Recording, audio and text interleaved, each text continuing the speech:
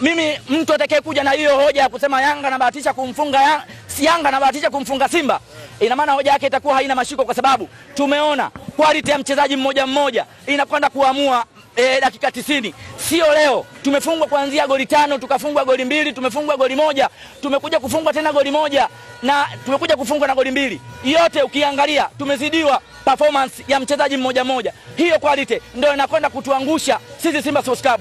Ni lazima tufahamu kama tunaamua kwenda sokoni, tuende sokoni kutafuta wachezaji key players wa kwenda kutupa matokeo, sio kwenye dabi tu, hata kwenye mashindano ya kimataifa pia tukafanya vizuri zaidi. MVP wangu wa 24 25 ni Pacome Zouzoua. No comments, no discussion yoyote katika hilo. Mimi naamini, kwa sababu mimi ni mtu wa mpira, siwezi kwamba kusema kwamba leo nampa MVP Pacome Zouzoua kwa sababu ya kuamka usingizini hapa kwa kile kitu alichokifanya. Ana tuzo 7 za man of the match, mchezaji bora. Leo hii ni ya 8 nataka ukichukua. Kwa hiyo mimi naamini kabisa amestahili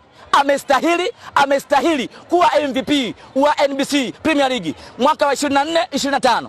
Mimi naweza nikaamini kwa sababu ndo wadogo. Naamini kauli ya Fadlu Davis alikiri akasema huyu Jean Charles Ahoua ananisha na mchezaji yoyote ambaye ametoka Simba kwenda sehemu yoyote, na maana alikuwa na compare na Chama.